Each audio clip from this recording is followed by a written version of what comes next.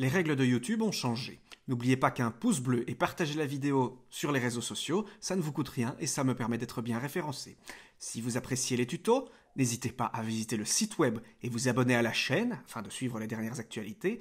Et si vous désirez soutenir la chaîne, participer à son développement, n'hésitez pas à aller visiter ma page Tipeee. Merci à tous d'être de plus en plus nombreux à suivre cet apprentissage passionnant qu'est l'étalonnage. Et très bon tuto. Bonjour à tous, bonjour à toutes, bienvenue sur Corvans Prod, nouvelle série sur DaVinci Resolve. Oui, après tout, c'est vrai que c'est bien de vous faire des Color Vans, c'est bien de vous faire des tutos sur d'autres logiciels, mais comme c'est mon logiciel principal, que c'est celui que je maîtrise le mieux et que c'est celui qui m'est le plus demandé, allez, hop, on va poursuivre. Cette nouvelle série va concerner donc des étalonnages plus poussés, à savoir, on va vraiment pousser, étalonnage et montage, des techniques poussées, d'autant plus que vous m'envoyez toujours encore beaucoup de questions par mail, ce qui laisse encore de la place sur les tutos. Donc, suite à ma première formation pour montage étalonnage, ici on va vraiment pousser, donc on va voir les techniques avancées. Je vous déconseille de suivre cette nouvelle série si vous n'avez pas terminé ma première formation. Voilà, donc rentrons dans le vif du sujet. Juste une petite chose, rapide, je serai rapide. N'oubliez pas, s'il vous plaît, le lien est en description. Je n'ai eu que 21 réponses d'aller voter pour le sujet du Color Vans 3. S'il vous plaît. Hein? Oui, parce que, voilà, j'ai besoin de plus de suggestions. Pour l'instant, il y a Barry Lyndon et Mad Max Fury Road qui se talonnent la première place. Bref, donc, si vous pouvez aller jeter un coup d'œil, si ça vous prendra peu de temps. Si vous désirez, bien entendu, un film particulier pour le Color Vans. Merci. Bref, revenons-en à Resolve et on va s'attarder un petit peu plus sur les custom curves, les courbes personnalisées, c'est-à-dire.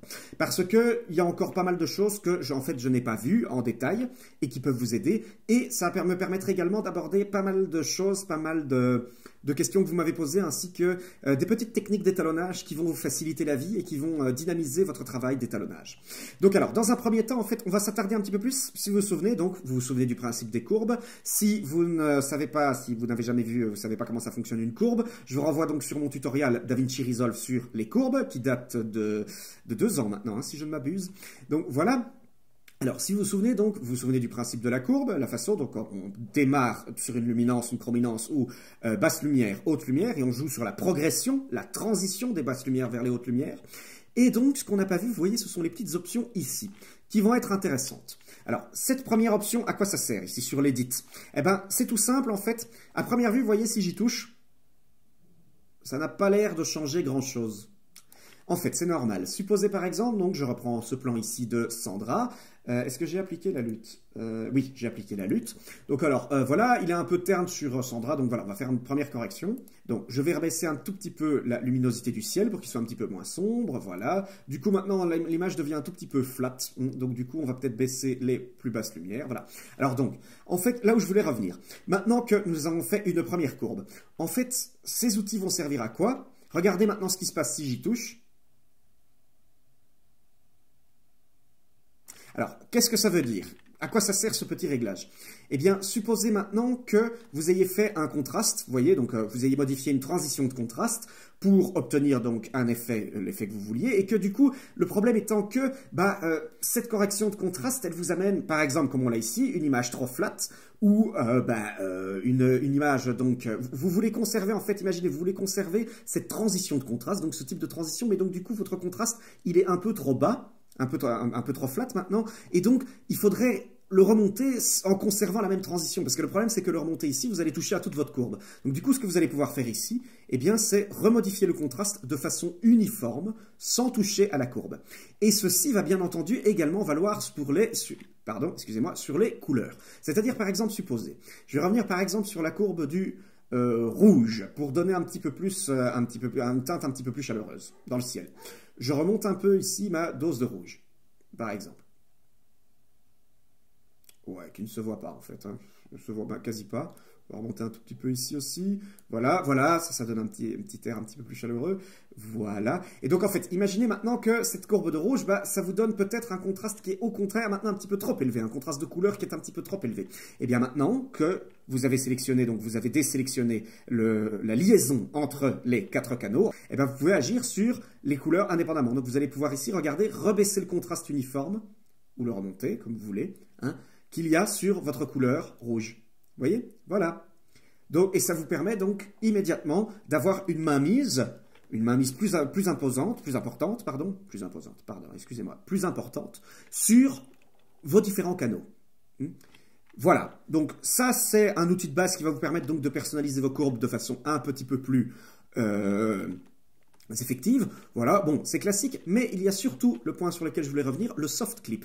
Et ça, cette option, le soft clip, ça va me permettre de répondre à une de votre questions que vous m'avez posée récemment, d'ailleurs, hein, j'ai reçu par mail.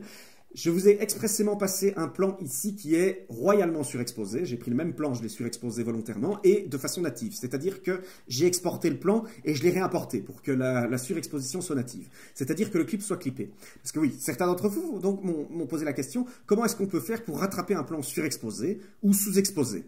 Alors, bon, je vais vous dire tout de suite, malheureusement, il n'y a pas de miracle. Pourquoi est-ce qu'il n'y a pas de miracle? Ben voilà, si vous baissez ici les hautes lumières, je vais revenir sur le waveform, que ce soit un petit peu plus clair. Hein. Ce plan est en Rec 709, hein, il a été tourné en Rec 709, pas en RAW. Et voilà, même si je baisse les hautes lumières, si c'est clippé, bah c'est clippé. Vous voyez qu'ici, on conserve une zone totalement uniforme. C'est clippé. Et malheureusement, voilà. Hein, vous pouvez faire quelque chose. Vous allez voir que ici, c'est justement le soft clip qui va vous aider à partiellement rattraper ce problème-là, hein, mais pas entièrement. Mais malheureusement, vous le savez, si vous n'avez pas tourné en RAW, si vous n'avez pas tourné en log, une zone clippée reste une zone clippée. Alors, bon, qu'est-ce que vous pouvez faire quand même face à cette zone clippée? On va prendre ici l'exemple d'un plan sur X. Bon, vous pouvez faire la même chose avec un plan sous X, c'est-à-dire avec les noirs où les noirs deviennent écrasés, mais je vous le dis quand même, ce sera plus difficile parce que reconstruire des noirs, des détails qui ont été écrasés dans les noirs, ça va être difficile. Bref, ici, au minimum, vous pouvez quand même reconstruire votre ciel, partiellement. Comment ça? Eh bien, en utilisant, je vais revenir sur une courbe normale, en utilisant ici les options du soft clip. Qu'est-ce que le soft clip? Nous allons ici travailler sur les hautes lumières. Donc, nous allons nous concentrer sur le height. Regardez ce qui se passe ici si je baisse le height. Voilà. Donc, de façon très classique, vous partez d'une image. Donc, vous voyez, j'ai fait un premier réglage ici de courbe. En fait, je vais carrément, hop, le supprimer. Vous voyez que de base, avec le soft clip, en fait, ben voilà, d'ici, vous allez me demander quelle est la différence entre ce soft clip et ce que vous avez fait avec la roue, puisque de toute façon, vous ne faites que baisser la zone clippée. En fait, là où ça va être intéressant, vous avez, si vous regardez ici, la même chose qu'au-dessus, à savoir un outil donc de liaison de luminance et de chrominance. Si je défais, nous allons par exemple utiliser le bleu. Et si par exemple, non, plutôt en fait le rouge et le vert, le rouge. Et regardez, si maintenant je baisse, voilà, je commence, regardez, le ciel redevient cyan. Pourquoi? Parce que je suis en train de baisser de façon uniforme la zone clippée rouge. Et donc je pourrais même revenir dans le vert, rebaisser le vert, et regardez, notre ciel redevient bleu. À la limite, en fait, on pourrait même, dans un premier temps, on va baisser la luminance générale. Ensuite, hop, on va revenir. Non, attendez, j'ai mal fait mon... Voilà, j'ai mal fait mon réglage. Donc, on va dans un premier temps baisser la zone clippée pour que le ciel soit moins exposé. Ensuite, on va venir ici, on va remonter le bleu. Voilà, on va remonter le bleu, on va revenir sur le vert, on va le baisser. Le rouge, on va le baisser. Et regardez, vous avez déjà pu, vous voyez, reconstruire un ciel bleu. Vous voyez, à la limite, on pourrait encore baisser. Voilà, vous voyez, et votre soft ici, il suit. Voilà, on va reprendre le bleu, on va le remonter. Voilà. Regardez, voilà. Vous voyez, au moins ici, vous avez récupéré le bleu. Et je vais même remonter un peu le vert parce que il faudrait que ce soit un tout petit peu plus cyan. Un tout petit peu, voilà. Donc au moins, vous avez reconstruit une couleur bleue. Ça peut vous permettre de reconstruire partiellement votre signal clippé. À savoir, vous pouvez récupérer, donc reséparer les 3 signaux clippés. Alors évidemment, maintenant, vous allez me dire, oui, mais bon, c'est pas exceptionnel, quoi. C'est pas exceptionnel. Vous pouvez utiliser aussi ici le soft. Regardez bien. Voilà. Donc ça vous permet d'agir différemment, ça vous permet de baisser les autres canaux. Et donc voilà, et là vous voyez, on récupère un ciel bleu, magenta, rosé, hein, qui est correct. Bon, voilà, alors ça va pas vous permettre donc de reconstruire un ciel parfaitement réaliste, mais au minimum ça peut vous aider. Alors, si vous voulez aller plus loin, on pourrait aller plus loin. Hein. On pourrait faire comme ceci, je vais faire un Alt-P, un parallèle mixeur, et on pourrait reconstruire notre ciel avec des formes et avec un petit peu plus de dégradé. Pour cela, je vais prendre ici mon ciel, je vais aller chercher, je vais faire un qualifieur en luminance. Voilà. Et vous allez voir qu'on va afficher le masque, comme ça c'est plus visible. Voilà, voilà, voilà, voilà, ça va être très, voilà. Et on va prendre notre zone clippée. Oups, ça c'est un petit peu trop, voilà. Histoire qu'on ait vraiment toute notre zone clippée, voilà. Vous voyez? Et donc dans notre ciel ici, ce qu'on pourrait faire de nouveau, on va reprendre une petite teinte, on va baisser légèrement, donc désactiver le masque, on va baisser légèrement hein, sa teinte, voilà. On va lui mettre une teinte un petit peu plus bleue, oui bon, ça c'est beaucoup trop. Et donc en fait ce qu'on pourrait faire, eh bien c'est ceci. On va aller dans les formes, on va aller prendre un dégradé, voilà. Et hop. Voilà. On pourrait faire déjà comme ceci. Regardez. Voilà. Pardon, on va reculer, hein, ce sera plus simple. Voilà. Regardez, on pourrait faire ainsi. Et donc ici, je vais remonter les hautes lumières. Voilà, comme ceci. Hein, vous voyez, comme ceci. Hein, regardez. Voilà, on peut remonter, encore reclipper à la limite. Il ne faut pas hésiter. Voilà, donc vous voyez qu'ici, avec ma forme, en fait, j'ai récupéré un gradient dans le ciel. Et à la limite, on pourrait même aller plus loin. À savoir, je pourrais faire encore un Alt P. Ici, je pourrais aller prendre un cercle que je pourrais faire ainsi, vous voyez, voilà, avec beaucoup de contours progressifs, hein, je vais le mettre plus grand d'ailleurs, oups, pardon, excusez, voilà, je vais le mettre plus grand, voilà, et donc ici ce qu'on pourrait faire, de nouveau, on pourrait remonter, léger, et reteinter d'orange, voilà, léger, hein, pas trop, voilà, voilà, et regardez le résultat final. On a partiellement rattrapé notre ciel. Vous voyez donc, le soft clip va vous permettre de partiellement rattraper votre ciel et vous pouvez alors aussi, avec un qualifieur, le reconstruire. Voilà, c'est ce que vous pouvez faire. C'est, je vais dire, le meilleur moyen de rattraper un ciel quelque peu voilà, surexposé de cette façon. Voilà, mais voilà, évidemment, quand c'est clippé, c'est clippé. Vous ne pourrez pas faire de miracle, il n'y a pas d'information, c'est une zone plate, de toute façon. Voilà, mais au minimum, on y est quand même arrivé, quoi. Vous voyez, voilà. Voilà, je crois que ça répond à votre question. Ensuite, deuxième question qu'on m'a posée et qui va concerner également les courbes. Je vais reprendre celui-ci, tiens.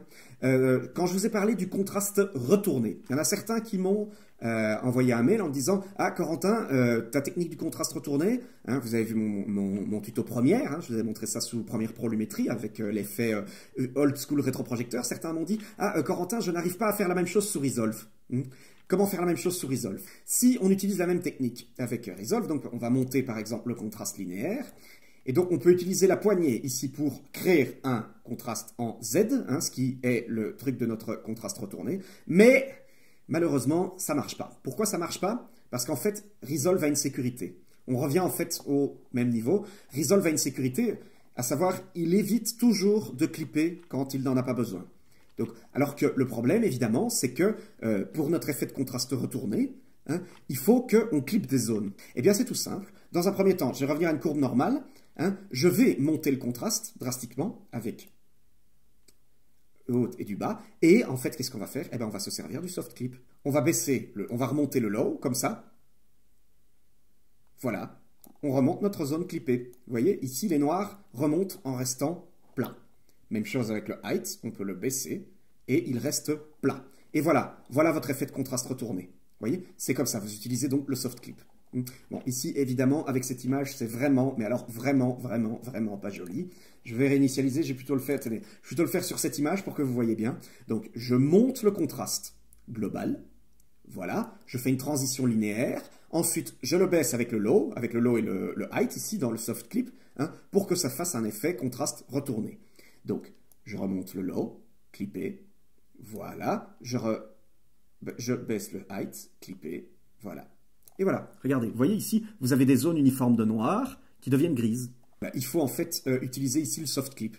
C'est normal parce que, comme je vous l'ai expliqué, il y a une sécurité, à savoir, Resolve a des sécurités tant qu'il a la matière, même s'il va au-delà, il ne clippe pas les zones. C'est une sécurité et honnêtement, vous verrez que c'est quand même une sécurité qui est bienvenue. En fait, ça ne nous embête que lorsqu'on veut faire un contraste retourné. Dans toutes les autres situations, ça va être considérablement utile d'avoir cette sécurité. Hein, que non pas Première, que non pas Avid Symfony. Voilà, donc j'espère que c'est clair pour vous. Alors, ensuite, troisième question qu'on m'a posée. Corentin, comment faire des couleurs inversées dans Resolve? Des couleurs complètement inversées. Très facile. De nouveau, on utilise les courbes pour ça, et vous voyez votre anse ici, hein, que j'ai utilisé tout à l'heure pour baisser, et bien regardez, pour baisser de façon drastique, et bien regardez, on va remettre le soft là où il est, et bien regardez, il vous suffit simplement de la glisser jusqu'en dessous. Et vous obtenez votre waveform inversée, vos couleurs inversées. Voilà, c'est tout simple, c'est très très simple. Et si vous désirez juste inverser les couleurs, mais pas la luminance, rien de plus simple. Vous commencez par inverser le tout, ensuite vous désactivez la liaison, vous revenez uniquement sur la luminance et vous remontez. Et hop, et voilà. Donc la luminance n'est pas inversée, mais la chrominance, si. Ce que vous aviez ici qui était cyan, bleu, hein, ça devient rouge-orangé, complémentaire. Certains d'entre vous vont peut-être me demander, Corentin, à quoi ça sert de faire des courbes inversées?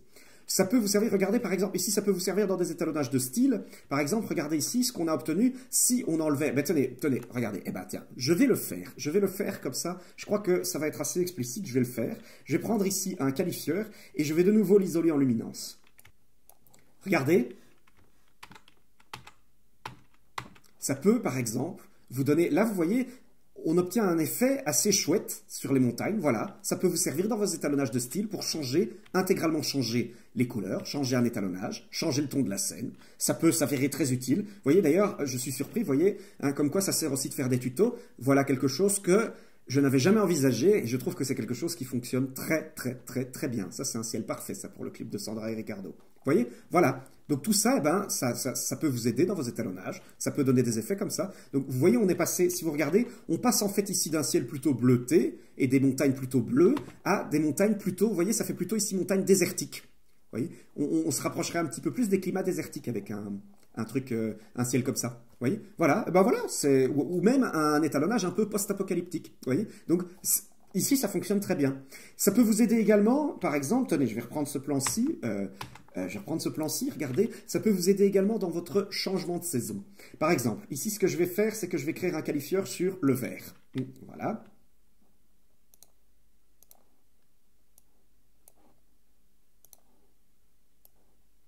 Voilà. Regardez. Ça peut vous donner, comme ça, vous voyez ici, ce qu'on a fait, c'est typiquement un changement complet de la verdure de notre... bon, ici, évidemment, l'effet n'est pas génial. Mais vous avez peut-être déjà compris, du coup, comment est-ce qu'on peut appliquer un changement de saison. Ça, c'est aussi un élément important qu'on peut faire dans l'étalonnage. Ce sont les changements de saison de vos plans. Voilà, vous voyez, ici, on a changé. Donc, du coup, on a plus l'impression ici qu'on est passé de l'été vers, par exemple, l'automne. Vous voyez, avec la couleur du feuillage qui change. Voilà, ça peut vous aider, ça peut être très pratique. Vous voyez, voilà.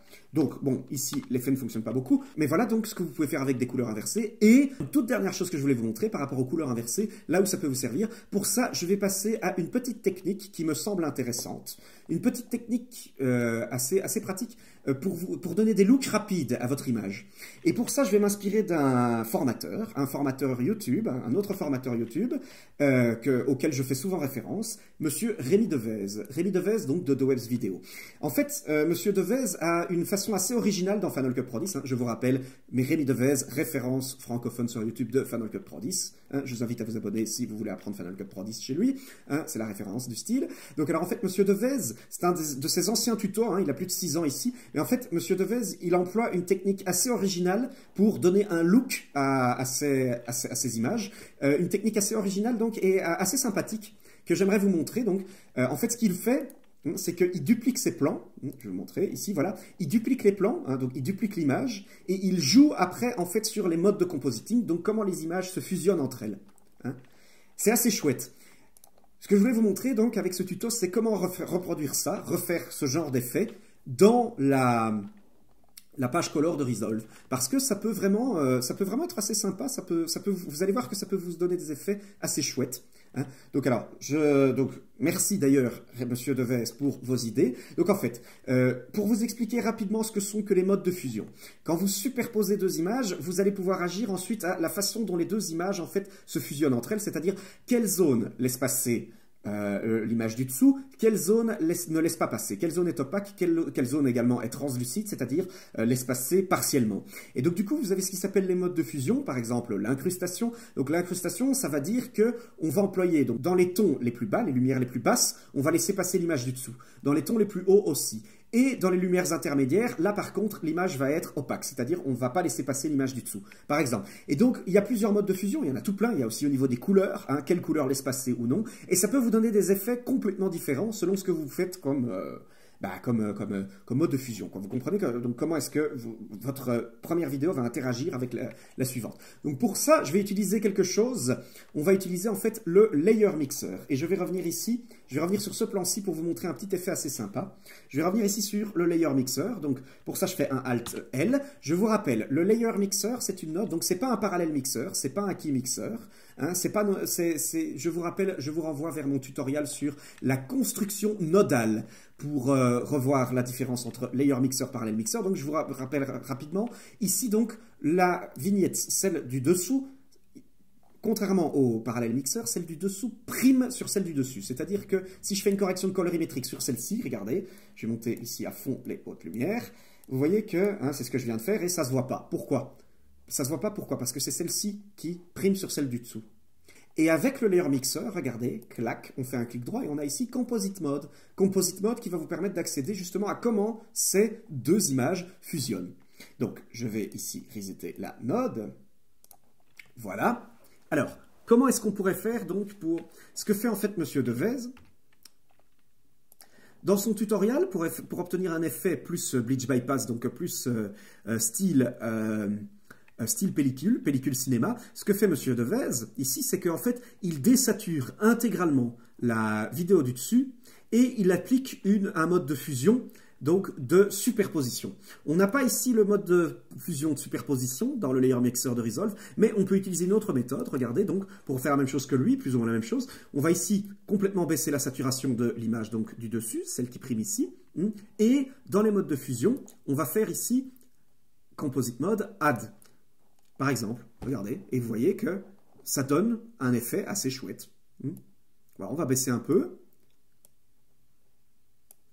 Voilà, regardez, on va baisser un peu. Voilà, regardez, vous voyez l'effet que ça donne ici? Sympa, hein? Ça vous donne des effets assez chouettes. Voilà. Donc voilà, je tiens d'ailleurs quand même, encore une fois, à remercier Rémi Devez, parce que c'est lui qui m'a donné l'idée de ce genre de choses, quand j'étais encore monteur Final Cut Pro 10. Et voilà, ça peut vous donner des effets assez chouettes. Donc maintenant que vous avez, cette image est assez chouette, elle fait vraiment, dans un film, ça irait bien, vous voyez. Donc alors, on peut faire ici un grab style, voilà. Et après, vous pouvez essayer de reproduire ce style, directement, vous voyez. Voilà, on va prendre cette image. Voilà, vous pouvez essayer de reproduire ce style sur d'autres images, comme celle-ci par exemple. Voilà. C'est chouette, hein? Ça, voilà, c'est une petite idée et c'est pas mal. Ça vous donne quelques effets qui sont assez sympas. Et alors, pour revenir sur les couleurs inversées, je vais vous montrer justement, donc ça on va laisser comme ça, je vais vous montrer justement ici une application donc des couleurs inversées. Je vais créer ici un Layer Mixer et ce que je vais faire en fait dans ce Layer Mixer ici, c'est que je vais inverser toutes les couleurs. Pardon, excusez, voilà, on link. Toutes les couleurs, entièrement inversées, la luminance avec. Voilà, et regardez ici, je vais aller sur le Layer Mixer et je vais faire Composite Mode, Color Burn. Regardez, hop. Je viens de vous donner une technique rapide et super efficace pour faire un Day to Night. Voilà typiquement ici un Day to Night fonctionnel. Bon, ceci dit, je vous le dis tout de suite, cette technique a ses limites. Mais voilà, au moins comme ça, au moins ça permet déjà un peu... si vous voulez faire un day to night rapide sur un de vos plans d'ensemble, ça peut déjà vous aider, vous voyez, pour faire un day to night assez sympa. Alors, attention, donc, encore une fois, ça ne va pas marcher à tous les coups. Ça ne va pas marcher tout le temps. Ça va marcher typiquement si vous avez un ciel nuageux. Regardez ici, on va prendre un ciel un petit peu moins nuageux, on va faire la même chose. Voilà. Vous voyez, ici, voilà, ça fonctionne aussi. Mais ça fonctionne déjà moins parce que vous pouvez voir que le ciel ici, il n'est pas super convaincant. Il commence à être un petit peu trop... il commence à être granulé. Vous voyez, il commence à y avoir une granulomatose ici. Donc voilà. Sur un ciel, en fait, sur un ciel, regardez, je vais faire la même chose ici. Comme ça, vous voyez. Voilà. Vous voyez, sur ce genre de ciel, ça ne va pas marcher. Voilà. Donc, ça ne va pas marcher à tous les coups. Mais vous voyez que sur certains de vos plans d'ensemble, tant que vous avez un ciel neutre, plutôt gris, eh ben ça fonctionne très bien. Si vous trouvez que c'est un petit peu trop sombre, c'est facile. Vous faites après une node. Vous faites après donc ici une node parallèle. Vous remontez les hautes lumières légèrement. Voilà. Vous remontez les moyennes, légèrement les basses également. Voilà. Hop, hop. Voilà. Et regardez. Ça donne, voilà, ça donne. Vous avez fait, voilà, votre day to night fonctionne. Vous voyez, voilà. Bon, pour faire un Day to Night vraiment convaincant à tous les niveaux, il faut évidemment faire quelque chose de plus complexe, et ça, ce sera le sujet d'un Color Vance. Voilà, donc, bah écoutez, on va en rester là, hein, je crois que ça suffit, je vous ai donné pas mal de techniques que vous pouvez expérimenter chez vous qui sont assez chouettes. Merci de m'avoir suivi, merci à tous, encore une fois. Hein. Je vous dis à très bientôt sur Corvans Prod, prenez soin de vous.